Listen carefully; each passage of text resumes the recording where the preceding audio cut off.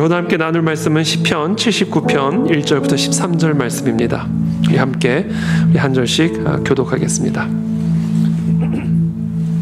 시편 79편 1절부터 13절까지 저부터 교독하겠습니다.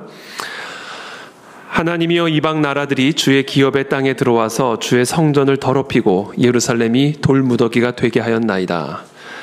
주의 종들의 시체를 공중의 새에게 밥으로, 주의 성도들의 육체를 땅의 짐승에게 주며, 그들의 피를 예루살렘 사방에 물같이 흘렸으나 그들을 매장하는 자가 없었나이다.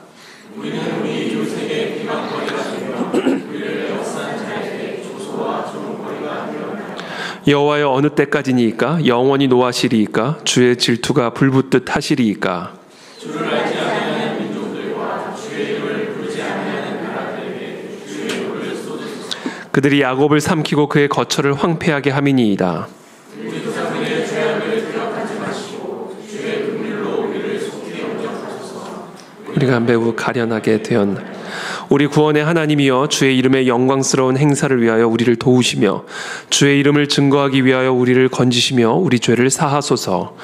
이방 나라들이 어찌하여 그들의 하나님이 어디 있느냐 말하나이까? 주의 종들이 피 흘림에 대한 복수를 우리의 목전에서 이방 나라에게 보여주소서.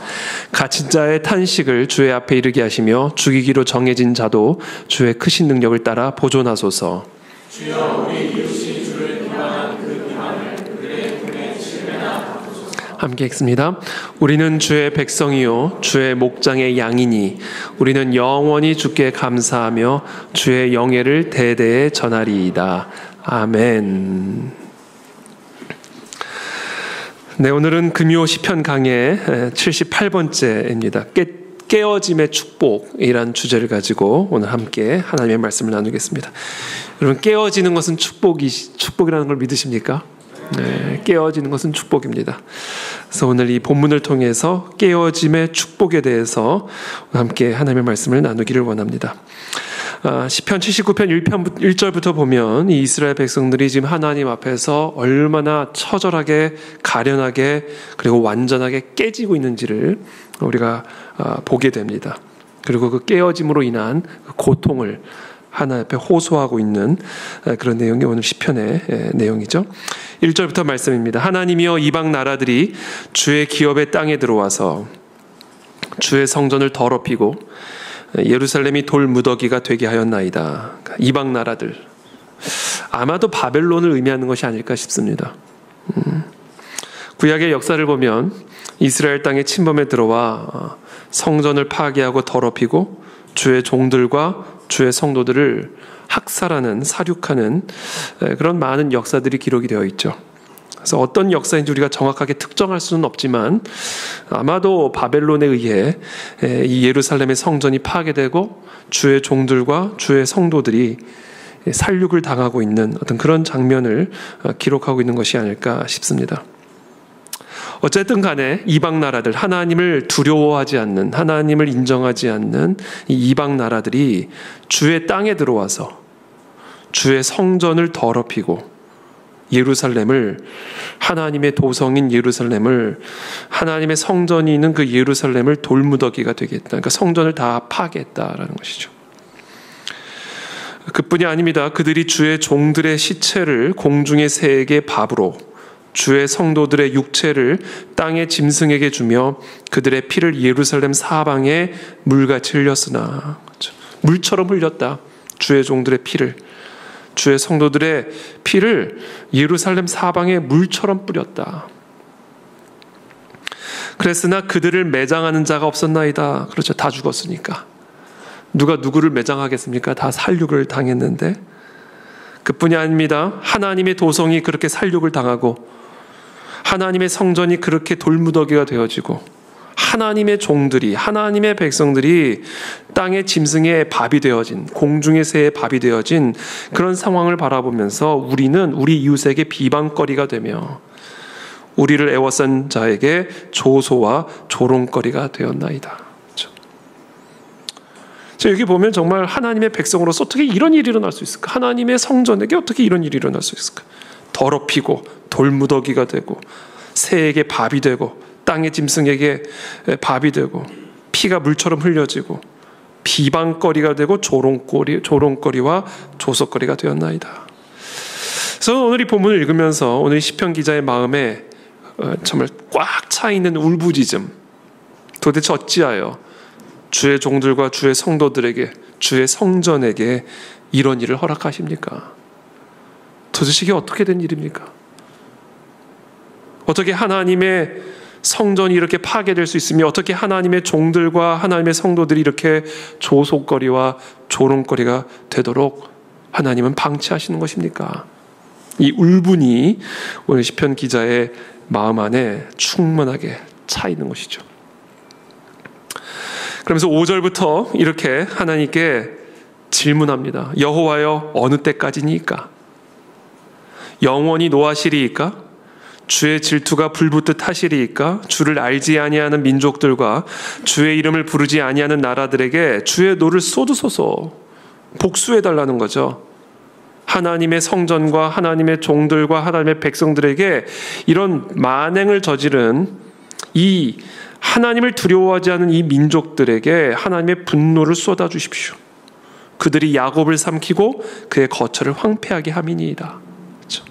하나님의 백성들, 하나님의 성전을 파괴한 그들을 복수해 주십시오. 8절에 우리 조상들의 죄악을 기억하지 마시고 주의 긍휼로 우리를 속히 영접하소서. 우리가 매우 가련하게 되었나이다. 그렇죠? 조상들의 죄악을 이제 더 이상 기억하지 말아주시고 이제 주의 긍휼로 우리를 영접하여 주십시오. 우리가 지금 너무나 가련한 상태가 되었나이다. 9절에 우리 구원의 하나님이여 주의 이름의 영광스러운 행사를 위하여 우리를 도우시며 주의 이름을 증거하기 위하여 우리를 건지시며 우리 죄를 사하소서. 그렇죠? 하나님의 이름이 욕되게 된 거예요. 그렇죠? 여러분, 하나님의 성전이 파괴되면요, 하나님의 이름이 욕되게 된 거예요. 그것도 하나님을 두려워하지 않는 이방 백성들에 의해 하나님의 성전이 돌무더기가 된 겁니다. 그것은 하나님의 백성들에게도 수치이지만 더 나아가 하나님에게 수치죠. 10절에 이방 나라들이 어찌하여 그들의 하나님이 어디 있느냐 말하나이까. 그렇죠? 하나님이 어디 있는지 말해보라 이렇게 얘기하는 거예요. 어떻게 하나님이 계시다면 하나님의 백성들이 종들이 하나님의 성전이 이렇게 돌무더기가 되고 공중의 새의 밥이 되겠느냐. 그러니까 이방 나라들이 하나님의 백성을 조롱거리로 삼을 뿐 아니라 하나님을 조롱거리로 삼는 거예요. 그러니까 하나님이 어디 있느냐, 하나님이 살아계시느냐 이렇게 조롱하는 것을 듣고만 계시겠냐라는 겁니다. 그러니까 빨리 하나님의 분노를 저 이방 백성들에게 부어주셔서 보복해달라, 복수해달라 이렇게 부르짖고 있는 것이죠. 주의 종들이 피 흘림에 대한 복수를 우리의 목전에서 이방 나라에게 보여주소서. 이게 지금 이 시편 기자의 마음 안에는 간절한 소망이에요. 복수, 보복. 11절에 갇힌 자의 탄식을 주의 앞에 이르게 하시며 죽이기로 정해진 자도 주의 크신 능력을 따라 보존하소서. 주여, 우리 이웃이 주를 비방한 그 비방을 그들의 품에 7배나 갚으소서. 사실 오늘 이 79편, 이 시편 쭉 흐르고 있는 어떻게 보면 이 시편 기자의 마음, 소원, 보복입니다. 갚아달라는 거예요. 하나님을 저렇게 조롱거리로 삼고 있는 하나님의 종들의 피를 흘린 저자들을 보복하시고 복수하여 주십시오. 그래서 하나님의 살아계심을, 하나님의 영광스러운 행사를, 우리가 하나님의 백성됨을 만방에 증명해 주십시오라고 기도하고 있는 것이죠. 그러니까 오늘 어떻게 보면 시편의 제목을 정한다면 이게 복수의 혈전입니다. 보복해달라는 거예요.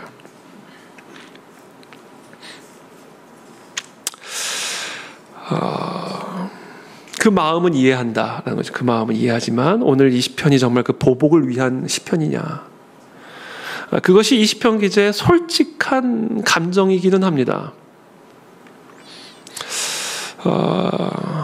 그리고 물론 하나님이 보복을 하죠. 바벨론을 심판하시고 복수를 하시죠. 그래서 하나님의 영광을, 그리고 이들이 하나님의 백성임을 분명하게 드러내 보여주시죠.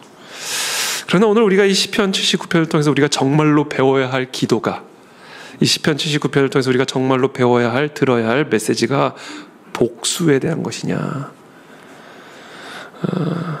다시 한번 말씀드리지만 그 기도에 대한 응답으로 바벨론을 심판하시고 보복하시지만, 그러나 오늘 이 시편 79편을 통해서 우리가 배워야 할, 들어야 할 메시지는 보복이 아닙니다. 깨어져야 된다, 깨져야 된다라는 것이죠. 바벨론을 통해서 하나님은 이스라엘을 깨기를 원하셨던 거예요. 하나님은 바벨론을 통해서 예루살렘에 세워진 성전을 깨시기를 원했던 겁니다. 하나님의 종들을 깨시기를 원하셨고 하나님의 성도들을 깨시기를 원하셨어요.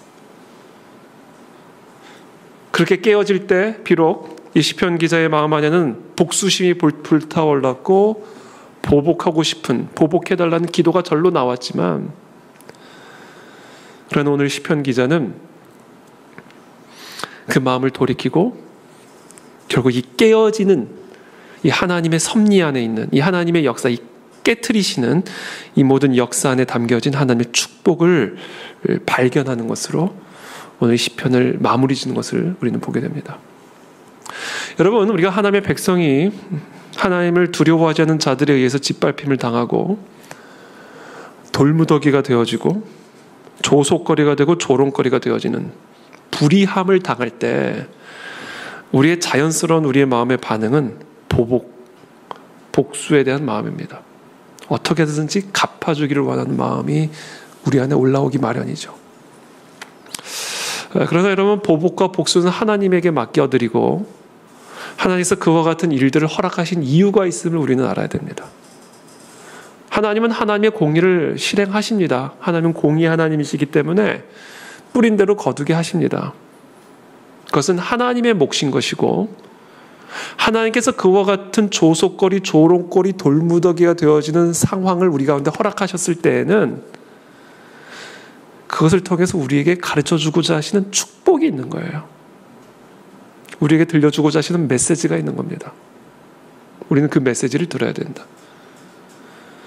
그래서 오늘 제가 오늘 이 시편 79편의 말씀의 제목을 깨어짐의 축복이라는 제목으로 정했습니다. 그리고 부재, 복수는 하나님께 맡겨라. 우리는 깨어지는 게 우리의 목표다.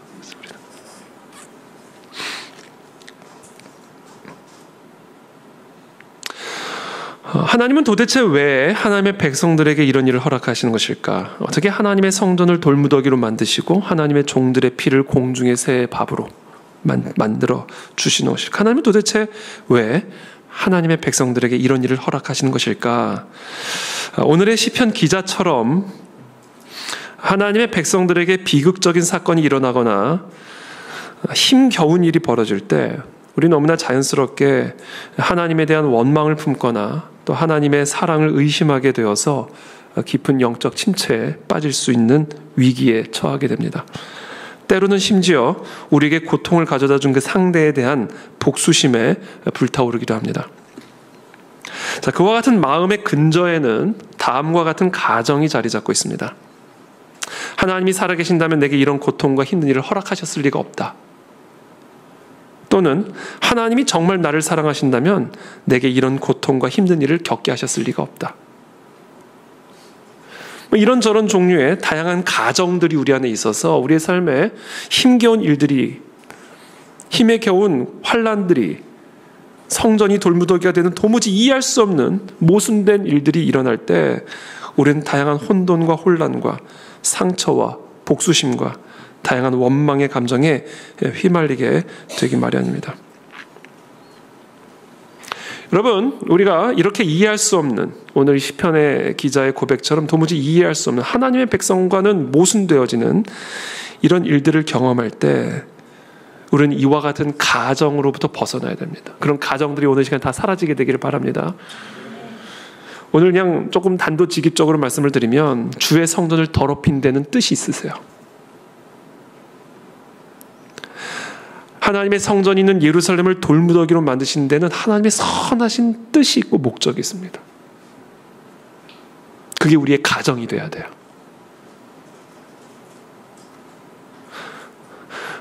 욥의 이야기를 한번 들어보시죠. 욥. 여러분, 하나님이 욥을 미워하셨습니까? 하나님이 욥을 사랑하지 않으셨습니까? 아니에요. 하나님은 욥을 너무 사랑하셨어요. 당대에 욥처럼 의로운 사람이 없다 칭찬하셨습니다. 그래서 어느 날 사탄이 하나님에게 다가가서 욥을 비방하고 참소하기 시작합니다. 욥이 어찌 까닭 없이 하나님을 경외하리까? 하나님께서 그와 그의 집과 그의 모든 소유물을 다 울타리로 두르시고 모든 일에 있어서 번영케 하시니까 그러니까 욥이 하나님을 그렇게 경외하는 것 아니겠습니까? 라고 욥을 참소합니다. 그때 하나님이 허락을 하세요.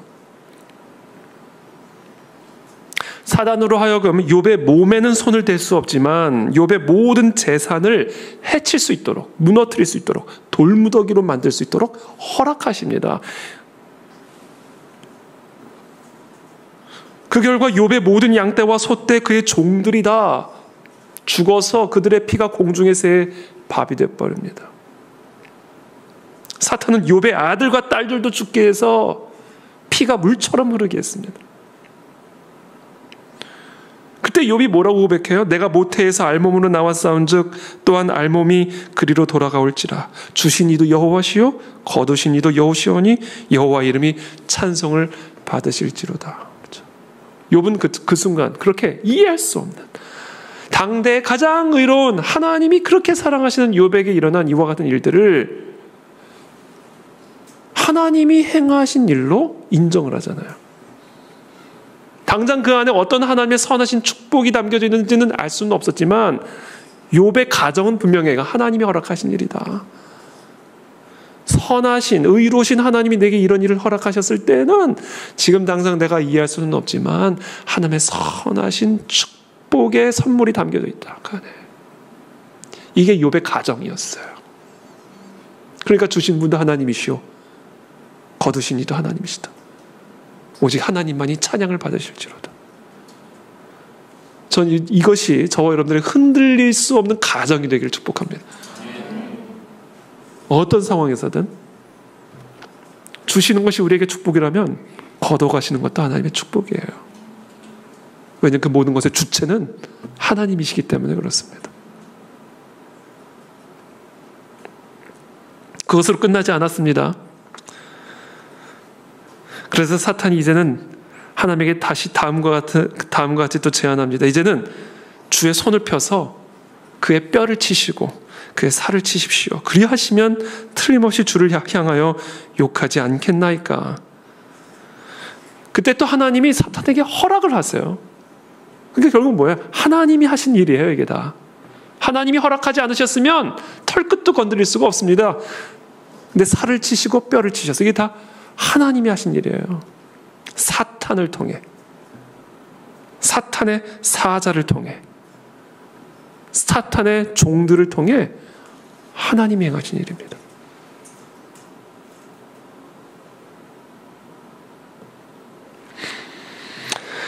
하나님은 욥이 고난을 겪는 것을 분명히 알고 계셨을 뿐 아니라 욥이 고통을 겪는 동안 한순간도 욥을 잊어버리거나 사랑하지 않으셨거나 버리신 적이 없어요.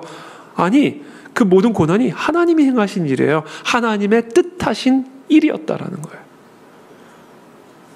여러분, 이게 우리에게 좋은 소식입니다. 여러분, 이게 우리에게 좋은 소식이에요. 하나님은 우리의 삶의 시작과 끝을 다 보고 계십니다. 그냥 보고 계실 뿐만 아니라 하나님이 그 모든 일들을 허락하셨고 주관하고 계신 거예요.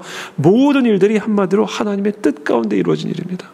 그러므로 이 시간 저와 여러분들의 삶에 어떤 일들이 일어났든 정말 돌무더기가 되고 피가 물처럼 퍼지는 하나님의 백성에게, 하나님의 성전에, 하나님의 도성에 도무지 이해할 수 없는 그런 일들이 일어났다면 여러분, 그것이 하나님의 뜻하신 일이라는 것을 먼저 인정하시기를 축복합니다.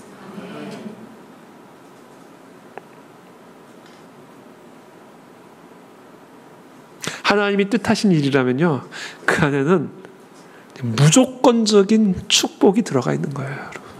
무조건적입니다. 여러분. 이게 우리에게 좋은 소식이죠. 그것이 바로 욥기가 우리가 가르쳐주는 복음입니다. 복음. 그러니까 아무리 우리의 눈에 보기에 재앙처럼 보인다 할지라도 그 안에는 하나님의 놀라운 상상을 뛰어넘는 선물이 들어가 있는 것이죠. 우리는 이 욥처럼 또는 오늘 시편의 기자처럼 뜻밖의 시련과 환난 앞에서 다음과 같은 질문을 하기가 쉬워요. 하나님은 지금 나에게 일어나는 일을 도대체 알고는 계실까? 하나님은 과연 내가 겪는 고통에 관심은 있으실까? 그러나 여러분, 그건 잘못된 질문입니다. 우리는 이렇게 질문해야 돼요. 내가 지금 나에게 일어나는 일을 제대로 이해하고 있는가? 나는 내 삶에서 지금 하나님이 행하고자 하시는 그 일을 제대로 이해하고 있는가? 이거를 질문을 해야 됩니다, 여러분. 하나님이 이해하고 있을까? 이거는 잘못된 질문이에요. 하나님이 하시는 일인데 하나님이 모르세요? 문제는 하나님이 모르고 계시는 게 아니에요. 지금 내가 모르고 있는 게 문제예요.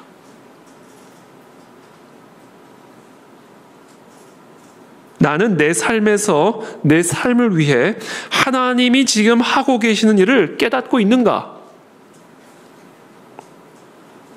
저는 오늘 이 밤에 하나님이 나를 위해서 지금 내 안에서 하고자 하시는 일이 무엇인지를 보여달라고 기도하시길 축복합니다. 그거를 볼 수 있게 되기를 축복합니다.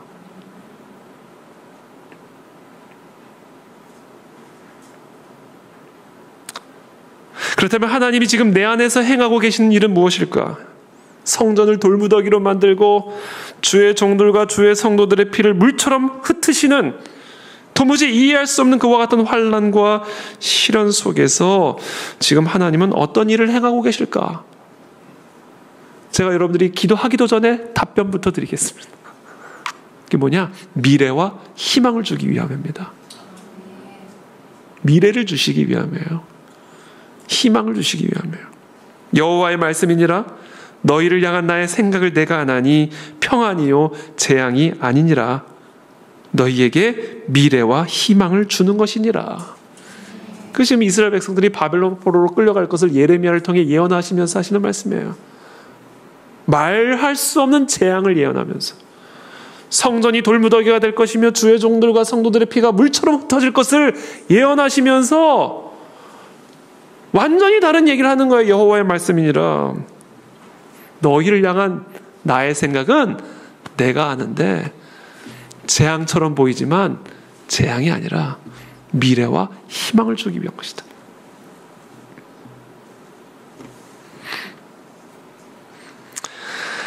하나님께서 저와 여러분들에게, 우리의 교회에게, 이 나라, 이 민족에게 미래와 희망을 주시기 위해서 하시는 일이 때로는 우리의 미래와 희망을 해치는 일처럼 보일 때가 있습니다. 우리를 살리는 일이 마치 우리를 죽이는 일처럼 보일 때가 있습니다. 우리를 높이시는 일이 우리를 낮추시는 것처럼 보일 때가 있고, 우리를 세우시는 일이 우리를 돌무더기처럼 허무시는 일처럼 보일 때가 있습니다. 왜 그럴까요? 우리 모두가 다 병들어 있는 병자이기 때문에 그렇습니다. 여러분, 병자라는 것을 인정하십니까? 네.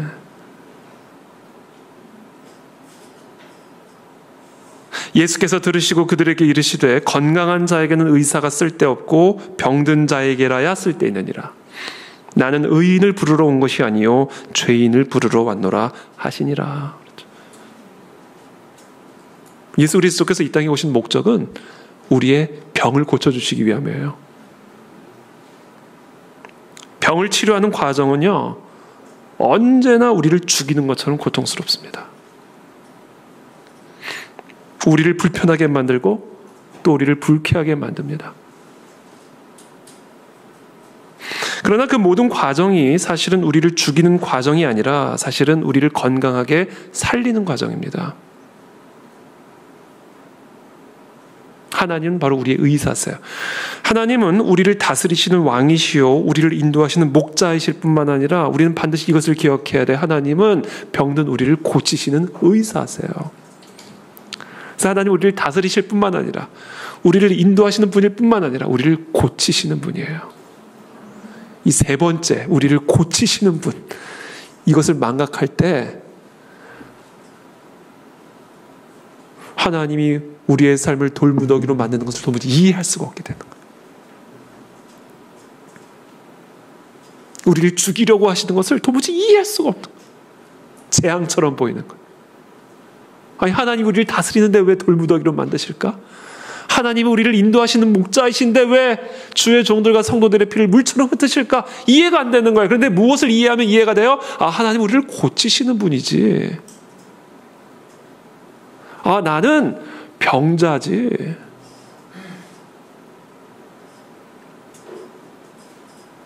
그때 이게 수수께끼가 풀리기 시작하는 거예요. 내가 병자라는 사실을 인정하지 않으면 하나님에 대한 원망, 사단의 종로로 타는 자들을 향한 보복심, 거기에 불타오르게 되는 것이죠. 그러나 하나님 우리의 왕이실 뿐 아니라 우리의 목자 되실 뿐만 아니라 병든 나를 고치시는 의사라는 사실을 깨달을 때 하나님의 그 은혜를, 그 사랑을 찬양하지 않을 수가 없게 되는 것이죠.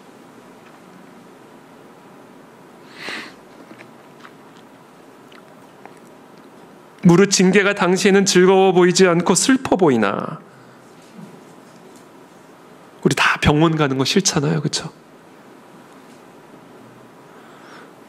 후에 그로 말미암아 연단받은 자들은 의와 평강의 열매를 맺느니라. 병원 가서 치료받고 나면 기분이 좋아지잖아요. 그러므로 피곤한 손과 연약한 무릎을 일으켜 세우고 너희 발을 위하여 곧은 길을 만들어 저는 다리로 하여금 어그러지지 않고 고침을 받게 하라. 여러분, 저와 여러분들은 고침이 필요한 존재들이에요.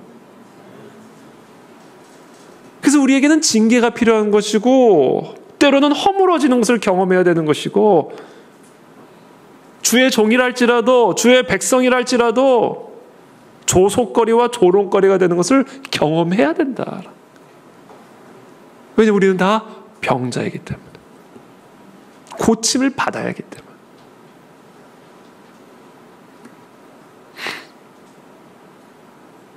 피곤한 손과 연약한 무릎을 일으켜 세우고 너희 발을 위하여 곧은 길을 만들어 저는 다리로 하여금 어그러지지 않고 고침을 받게 하라.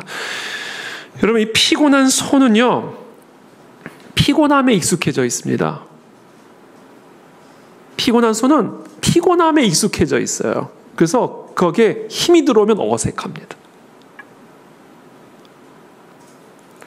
연약한 무릎은 언제나 그 연약함에 익숙해져 있어요. 그래서 멀쩡한 다리인데도 강한 다리가 되는 것에 대해서 되게 어색하게 느껴집니다. 저는 다리는 걸을 때마다 저는 것이 익숙해요. 절어야 익숙합니다. 저는 다리는.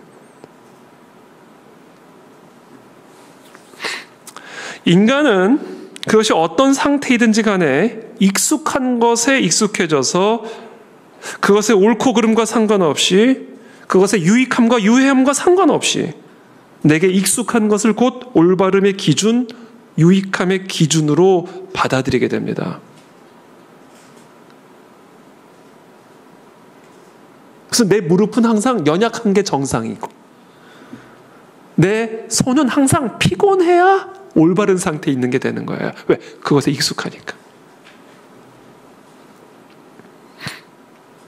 여러분, 내게 익숙한 것이 정상적인 것이라고 착각하면 절대로 안 됩니다.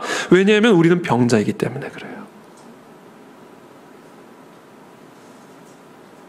내게 편안한 것이 유익한 것이라고 착각하면 절대로 안 됩니다. 왜냐하면 우리는 죄인이기 때문에 그렇습니다. 우리에게 너무나 익숙하고 편안한 것이, 그래서 그것이 정상이라고 생각하는, 그것이 올바르다고 생각하는 그것이 결국 우리를 해치는 것, 우리의 미래와 소망을 죽이는 암덩어리가 될 수 있다는 사실을 우리는 반드시 기억해야 합니다.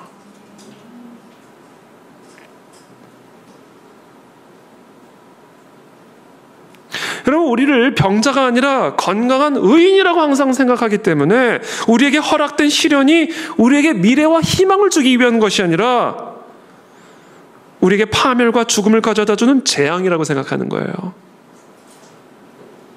내가 왜 병원에 가야 되냐는 거예요.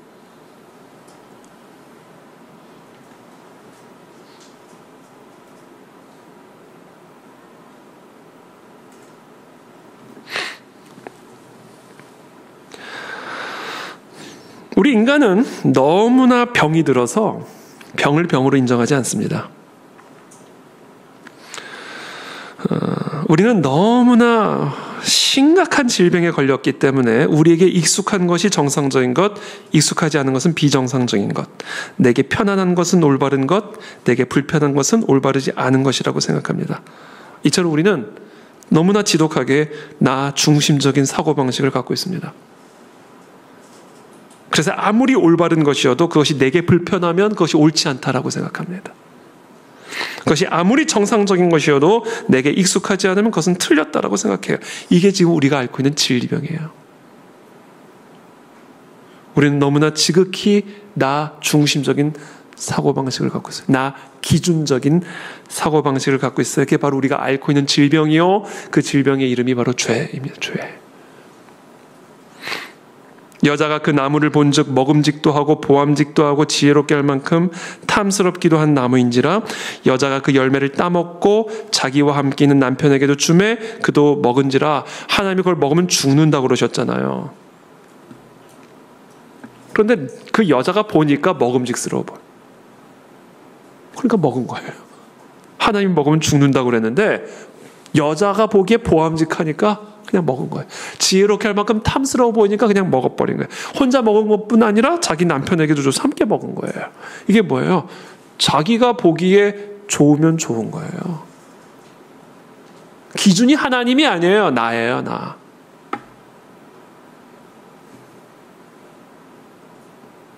나에게 익숙한 거, 내가 보기에 좋은 거, 내가 생각하기에 탐스러워 보이는 거, 기준이 나예요, 나. 하나님이 아니란 말이에요. 이게 죄예요. 이게 우리가 앓고 있는 질병의 핵심이에요.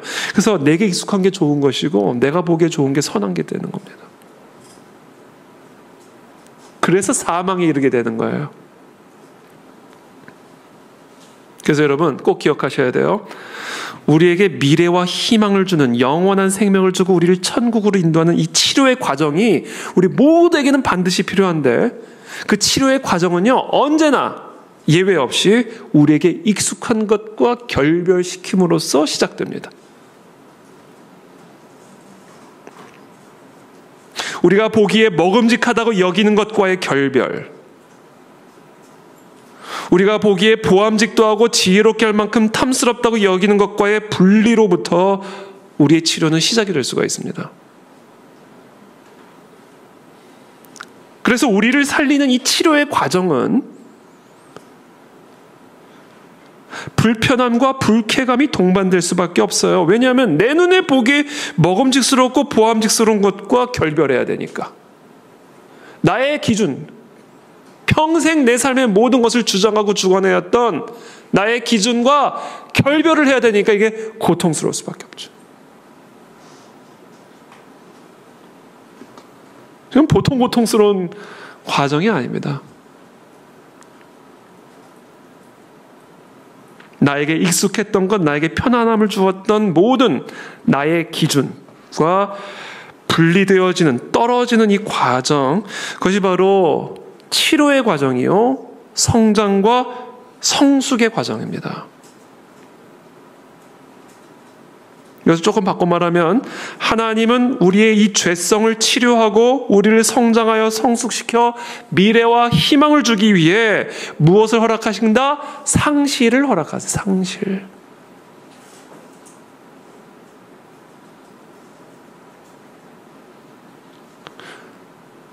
상실은 우리에게 고통을 주죠. 그러나 그 상실이 우리에게 치유를 준다는 것을 믿으시기를 축복합니다.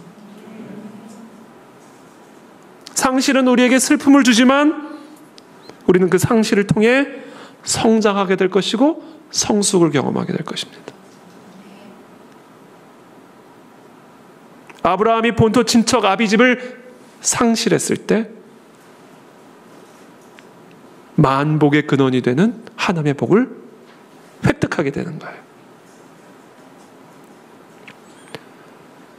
요셉이 채색 옷을 상실하고 사랑하는 아버지의 품을 상실했을 때 만국을 구원하는 구원의 아비로 세워질 수가 있었던 것이죠.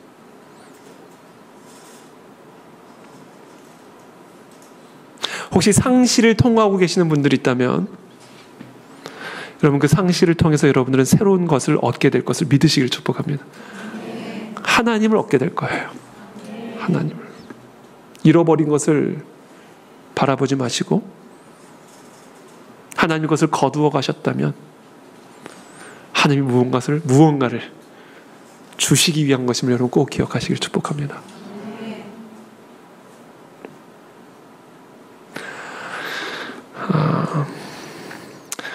하나님께서 우리에게 이 상실을 허락하시는데 결국 무엇을 상실하시는 것인가? 상실하게 되는 것인가? 그 근본, 우리를 정말로 우리 안에서 뺏어가시는, 상실하게 하시는 그게 뭐냐? 땅이냐? 아버지냐?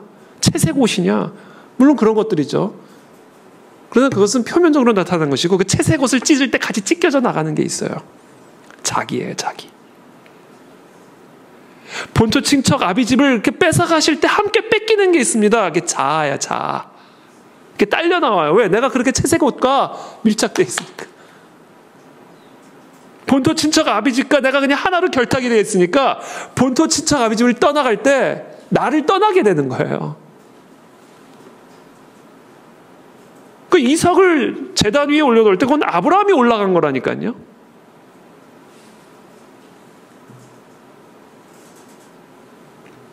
제단 위에 올라간 건 이삭인데 축복은 아버지가 받잖아요. 이삭 입장에서 되게 억울하잖아요. 이게 뭐야? 아버지가 올라간 거예요. 이삭 올려놓은 거예요. 이삭 뺏어가실 때 그건 아브라함을 함께 올려놓은 거죠.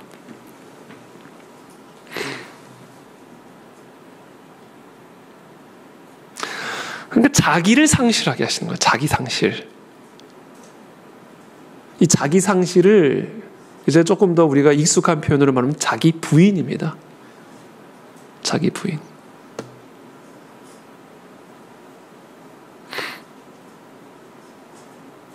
근데 더 이상 내 눈에 먹음직스럽다고 먹는 삶이 아니라는 거예요. 내 눈에 아무리 먹음직스러워도 하나님이 먹지 말라 한 것은 먹지 않는 삶으로 바꿔가시는 거예요. 아무리 내 눈에 보기에 보암직스러워도 아무리 내 눈에 보기에 지혜롭게 할 만큼 탐스러워 보여도 이제는 하나님의 눈에 보기에 어떠한지를 보고 판단하는 삶으로 바꿔가는 거예요. 자기 부인. 이게 우리가 살 길이고 그게 우리에게 미래와 희망을 주는 거예요. 하나님은 그와 같은 삶으로 우리를 변화시키시고 치료해 가기를 원하세요. 자기, 자아, 이게 우리를 지옥으로 끌고 가는 질병입니다. 그래서 여러분, 제가 종종 이야기하지만 우리를 지옥으로 끌고 가는 것은 사탄이 아니에요. 나 자신이에요. 내가 나를 지옥으로 끌고 가는 거예요. 사탄은 옆에서 도울 뿐이에요.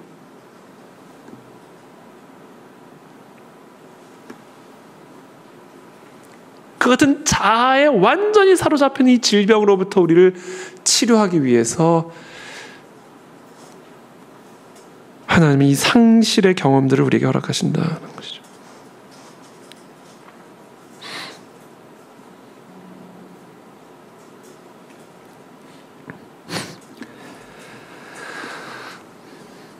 그리스도인의 삶의 본질은 바로 이 자기를 부인하는 삶에 있습니다. 이게 그리스도인의 삶의 가장 본질적인 거예요. 우리가 구원을 받았다는 것은요, 결국 여러 가지로 표현할 수가 있지만 나로부터 구원을 받은 거예요. 이 지긋지긋한 나, 이 지긋지긋한 내 기준, 이 지긋지긋한 내 시각, 이 지긋지긋하게 나를 사로잡고 있는 내가 익숙한 그 무언가로부터 구원을 받는 거예요. 그래서 어디로 가는 거예요? 하나님께로 가는 거예요. 하나님의 기준, 하나님의 관점, 하나님의 뜻, 거기에 딱 달라붙는 삶으로 가는 게 구원이에요. 그게 우리가 필요한 치료고요. 그 치료를 위해서 하나님은 때로는 내가 하나님처럼 의지하는 성전이라 할지라도 돌무더기로 만드시는 상실의 경험들을 허락하신다.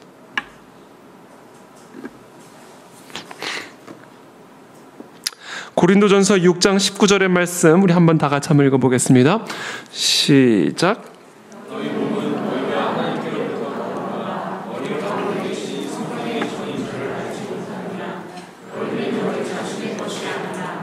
아멘. 우리는 우리 것이 아니에요. 이게 그리스도인의 삶의 본질입니다. 우리는 하나님 거예요. 그러므로 하나님의 뜻과 하나님의 지혜와 하나님의 기준과 하나님의 관점이 우리의 모든 것들을 다스리게 해야 됩니다. 이게 미래와 희망이에요.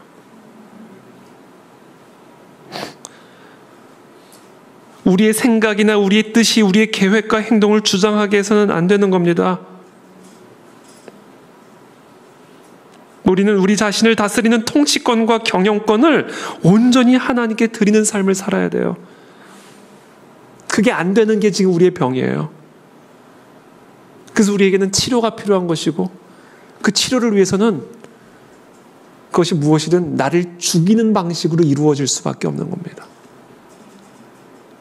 그게 어떤 뭐든 요셉에게는 채색옷일 수 있고 아브라함에게는 본토 친척 아베집일 수 있고 이스라엘 백성들에게는 예루살렘에 세워진 성전일 수도 있는 것이고 그게 뭔지 하나님은 상관하지 않아요. 그게 거룩한 것이든 세속적인 것이든 그게 하나님의 백성이든 하나님의 종이든 상관하지 않아요. 하나님은 우리를 우리 자신으로부터 건져내기 위해 하나님은 우리를 죽이는 뭐든지 하실 수 있습니다. 그래서 오늘 설교 제목이 깨어짐의 축복입니다. 그냥 우리를 그냥 박살을 내버리는 거. 나를, 나의 자아를, 나의 기준을, 나에게 사로잡혀 있는 나를 그냥 박살을 내버리시는 경험들을 하게 하시는 거예요. 그래서 그게 축복이라는 겁니다.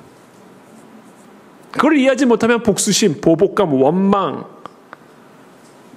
가득 차게 되는 것이죠.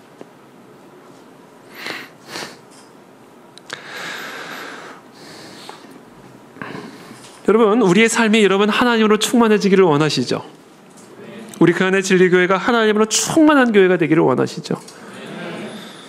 그래서 이 교회 안에 들어오면 하나님의 능력을 경험하게 되고 이 교회 안에 들어오면 하나님의 지혜가 충만하여지고 하나님의 사랑이 충만하고 하나님의 소망과 평강이 충만한 삶과 교회가 되기를 원하시죠? 그러면 그만큼 우리를 버려야 돼요. 그만큼 우리는 깨져야 됩니다. 우리가 깨지는 만큼 우리는 하나님으로 채워질 수가 있습니다. 이 교회가 깨지는 만큼 이 교회는 하나님으로 채워질 수가 있는 거예요.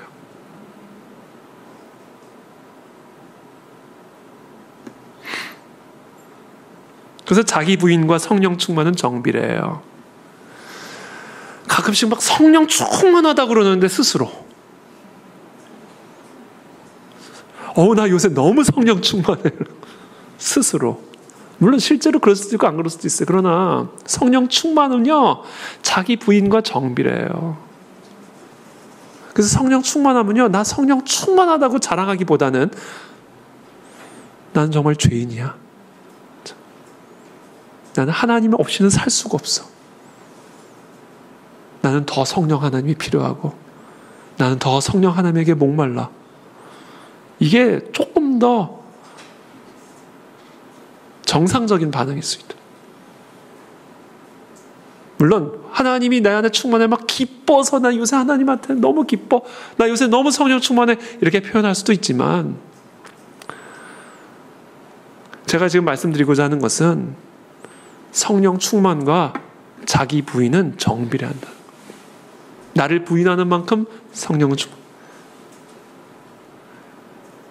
내 의지, 내 고집, 내 관점, 내 생각을 내려놓는 만큼 성령은 충만해요. 그러면 내 의지를 내려놓는 게 핵심이냐? 아니에요. 내 뜻을 포기하는 게 그게 핵심이냐? 아니에요. 내 뜻을 포기하고 성령의 뜻을 따라가는 게 핵심인 거예요. 나를 비우는 게 핵심이 아니에요. 나를 비워서 성령으로 채우는 게 핵심인 거예요.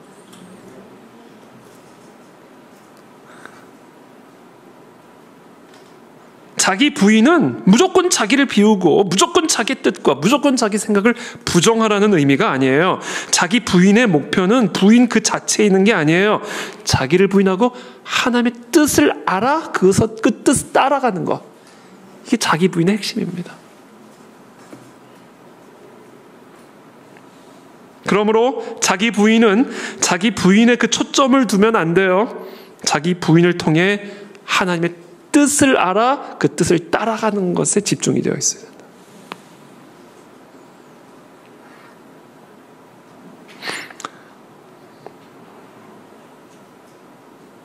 그래서 로마서 12장 1절에서 이렇게 말씀하시죠. 사도 바울이 그러므로 형제들아 내가 하나님의 모든 자비하심으로 너희를 권하노니 너희 몸을 하나님이 기뻐하시는 거룩한 산 제물로 드리라. 이는 너희가 드릴 영적 예배니라. 몸을 하나님이 기뻐하시는 거룩한 산 제물로 드리라는 거예요. 몸을. 그럼 이게 좀 더 구체적으로 어떤 의미인가? 이렇게 하면 우리의 몸을 하나님께 거룩한 제물로 드리는 거라는 거예요. 어떻게 하면 너희는 이 세대를 본받지 말고 자기중심적인 자아에 사로잡혀 있는 자기 눈이 자기 관점이 모든 것의 기준이 되어 있는 이 세대를 본받지 말고 오직 마음을 새롭게 함으로 변화를 받아 치료를 받아 하나님의 선하시고 기뻐하시고 온전하신 뜻이 무엇인지 분별하도록 하라. 그리고 그 뜻을 위해 너희의 몸을 제물로 드리라는 거예요. 이게 그리스도인 삶의 본질입니다. 그때 우리는 하나님을 경험합니다. 그때 우리는 하나님으로 충만해지게 된다. 이게 우리에게 미래와 희망을 주는 길이에요. 그리고 이와 같은 상태로 우리를 변화시키기 위해 치료하시기 위해서 하나님이 때로는 자기를 죽이는, 나를 죽이는, 나의 자아를 죽이는 게 뭐든 어떤 방향, 사람마다 다 다르겠죠. 그것을 죽이는 일을 하신다라는 거예요.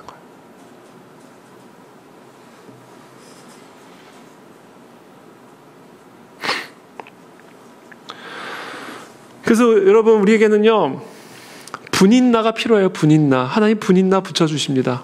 분인나 누군지 아시죠? 한나의 경쟁자.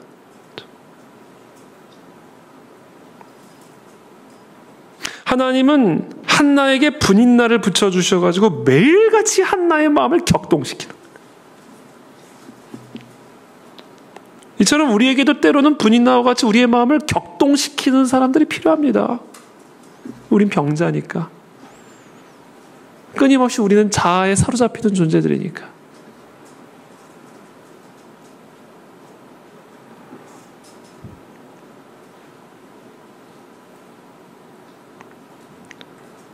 이걸 모르면 분인나에 대한 복수심으로 불타오르게 되는 거잖아요. 아니에요.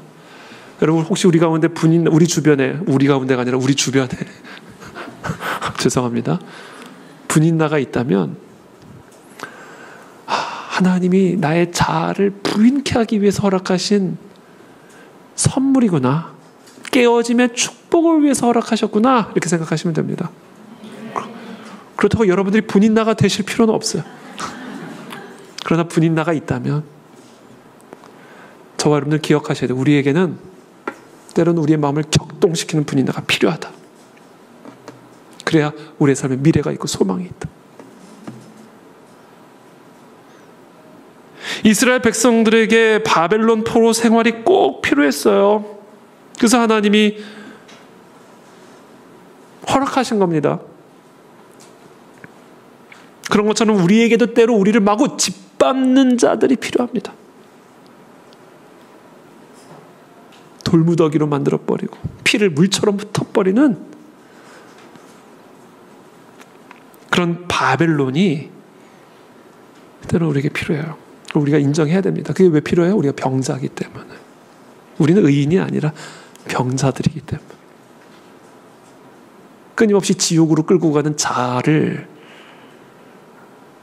자아에게 묶여 가기 때문에 우리에겐 바벨론이 필요합니다.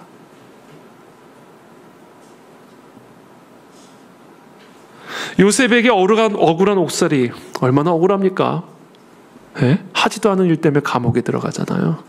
얼마나 억울해요. 근데 때로는 우리에게도 우리를 그렇게 거짓으로 가두는 이들이 필요하다. 하나님 그걸 허락하신다.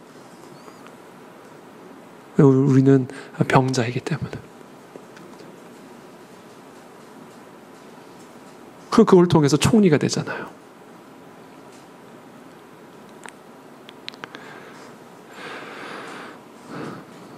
모세에게 광야 40년의 처절함이 반드시 필요했던 것처럼 우리들에게도 지독한 외로움의 시간들이 필요합니다.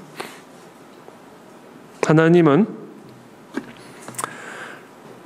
이와 같이 우리들에게 필요한, 이 자기 부인을 위해 필요한 분인날을 허락하기도 하시고 바벨론을 허락하기도 하시고 광야 40년의 시간을 허락하기도 하신다라는 사실을 우리는 기억해야 돼요.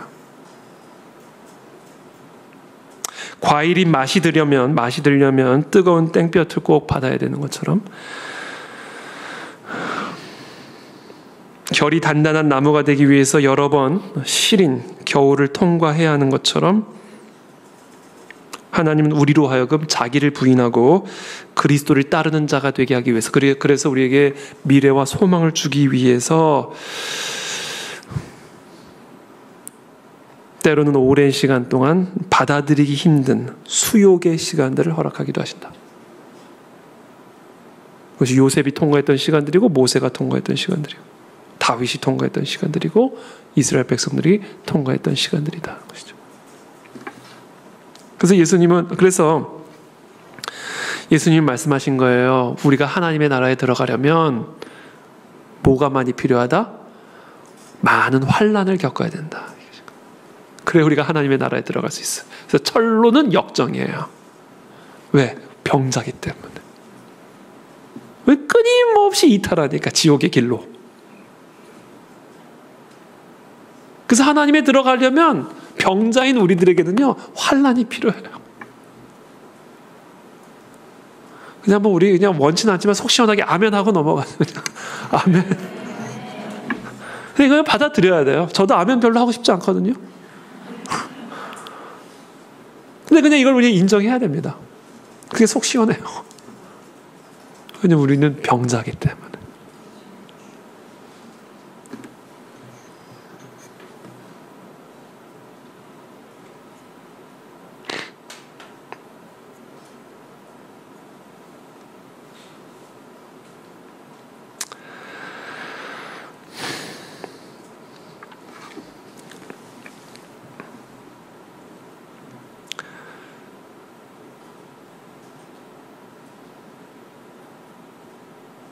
저는 오늘 이제 말씀을 맺기를 원하는데, 이 사도 바울의 이 고백, 제가 요새 우리 함께 생명의 삶, 요새 고린도후서 말씀, 사도 바울의 이 고백들을 우리가 쭉 묵상을 하는데, 한번 이 사도 바울의 고백을 한번 들어보십시오. 이 사도 바울만큼 자아에 사로잡혔던 사람이 어디 있어요? 그렇잖아요. 자아에 사로잡혀가지고 하나님을 향한 자기 열심으로 하나님을 위한답시고 하나님을 핍박하는, 하나님의 교회를 위한답시고 교회를 파괴하는.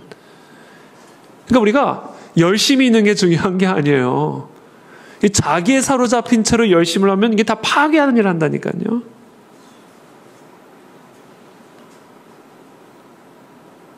근데 그와 같은 사도 바울을 바꾸시죠. 하나님이 치료해 주시죠. 그거 뭐예요? 상시를 통해서 치료하시죠.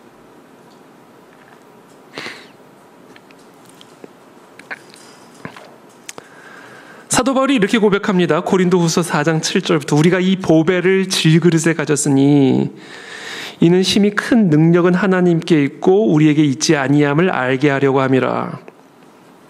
우리가 사방으로 우겨쌈을 당하여도 쌓이지 아니하며 답답한 일을 당하여도 낙심하지 아니하며 박해를 받아도 버림바 되지 아니하며 거꾸로 뜨림을 당하여도 망하지 아니하고 우리가 항상 예수의 죽음을 몸에 짊어짐은 예수의 생명이 또한 우리 몸에 나타나게 하려 함이라. 사도 바울은 고백하기를 이 하나님의 힘이 크신 능력, 이 보배가 어디에 담겨져 있냐면 질그릇 안에 담겨져 있어요. 이게 자기 자아상이에요. 사도 바울은 자기를 질그릇에 비유를 합니다.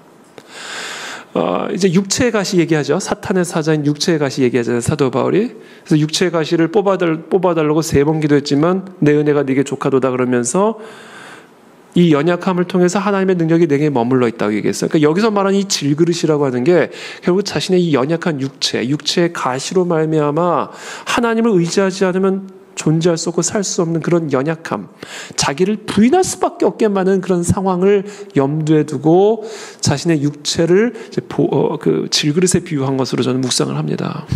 어떤 질병이었을까? 그건 사람마다 다 달라요. 간질이다. 뭐 안질이다, 눈병이다 이렇게 얘기를 하는데 알 수는 없지만 뭐 간질일 수도 있어요. 근데 저는요 언뜻 무슨 생각을 했냐면 사울이 바울이 되는 그 과정에서 그 기점에서 뭐를 잃어버렸죠? 사도 바울이? 시력을 잃어버렸어요. 시력을 잃어버려요. 눈을 잃어버렸단 말이에요. 그 기점으로 사울이 바울이 됩니다. 그러니까 사울이었을 때 이 사울은요 엄청나게 강한 사람이에요. 자기가. 그렇죠? 가말리엘의 문화생으로 바리새인의 그 열심을 가지고 교회를 핍박했던 그 사울이 바울이 되어지는 그 기점, 그게 뭐예요? 이 눈을 시력을 잃어버렸다. 그래서 저는 이 사도 바울이 갖고 있었던 그 육체의 가시가 바로 이 눈과 관련된 질병이 아니었을까? 바로 그 다메섹 도상에서 사울은 성령을 받았을 뿐 아니라 그 성령으로 말미암아 시력을 잃어버린 거예요. 성령 하나님의 은혜로 시력을 잃어버린 거예요. 시력을 상실했단 말입니다. 그게 바울이 되게 만들었던 거예요. 그래서 사도 바울은 자기를 육체의 가시, 그렇죠? 질그릇 이렇게 얘기하는 거죠. 그 질그릇이 되니까 보배가 담겨졌다라는 얘기예요. 보배가.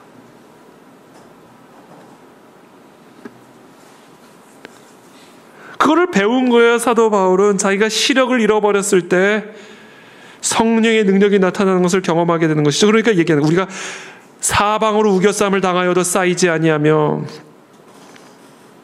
답답한 일을 당하여도 낙심하지 아니하며 박해를 받아도 버림받지 아니하며 거꾸로 뜨림을 당하여도 망하지 아니하고. 사도 바울은요 육체의 가시가 이 눈의 질병만 있었던 게 아닙니다. 뭐예요? 가는 곳마다 박해를 당해요. 비방을 당합니다. 고린도후서 우리 몇 주간 묵상했잖아요. 사도도 아닌 것이 사도라고 주장한다. 언변도 시원치 않은 것이 멀리 있을 때나 강하게 말을 하지 한번 와보라 그래라.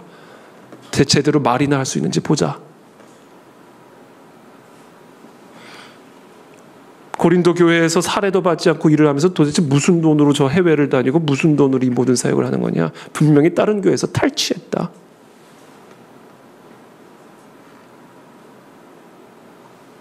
그럼에도 불구하고 답답한 일을 당하여도 우겨쌈을 당하여도 박해를 받아도 거꾸로 트림을 당하여도 망하지 아니하고 낙심하지 아니하고 망하지 않는 이유는 그런 박해가 나로 하여금 하나님의 능력을 머물게 하기 때문이다라는 거예요.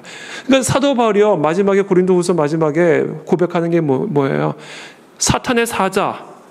그래서 육체의 가시를 의미하면서 결국 뭐라고 결론을 짓냐면 내가 그리스도를 위하여 약한 것들과 능욕과 궁핍과 박해와 곤고를 기뻐하노니 이는 내가 약한 그때의 강함이라. 그러니까 육체의 가시만 얘기하는 게 아닙니다. 지금 사도 바울이. 사단의 사자가 육체의 가시만을 의미하는 게 아니에요. 사단의 사자는 지금 사도 바울을 박해하는 자도 포함하는 겁니다. 육체의 가시는 사도 바울을 궁핍하게 만드는, 곤고하게 만드는, 약하게 만드는 일체의 대적들을 포괄하여 의미하는 거예요. 그래서 사도 바울은 이 고린도후서 오늘 우리 새벽에도 나누었지만 이 12장 말씀이 특별히 고린도 교회 안에서 사도 바울을 대적하는 대적자들에 대해 아주 강경한 어조로 자신을 방어하면서 한 결론이 이거예요. 방어할 거 다 방어한 다음엔 결론이 뭔지 아세요? 그런데 그게 다 나를 약하게 만들어서 하나님의 능력이 내 안에 머물러 있게 만든다. 그래서 그것이 안질이든 간질이든 알 수는 없지만 그 육체의 가시만이 사단의 사자가 아니라 지금 고린도 교회 안에서 사도 바울을 대적하고 어디를 가나 사도 바울을 쓰러뜨리기 위해서 박해하고 가두려고 하는 이 모든 일체의 환경이 그래서 나를 이렇게 약하게 만드는, 그래서 한순간도 나를 의지할 수 없게 만드는 힘에 겹도록 심한 이 모든 고난이 사실은 나를 너무나 강하게 만들고 있다. 그것 때문에 하나님의 능력이 내게 머물러 있을 수 있다. 그래서 그 하나님의 힘이 큰 능력의 보배가 바로 이 질그릇 안에 담겨져 있다. 이 질그릇으로 만들어주는 이 모든 사탄의 사자를 오히려 기뻐하노라. 오히려 자랑하노라. 이렇게 고백하고 있는 겁니다.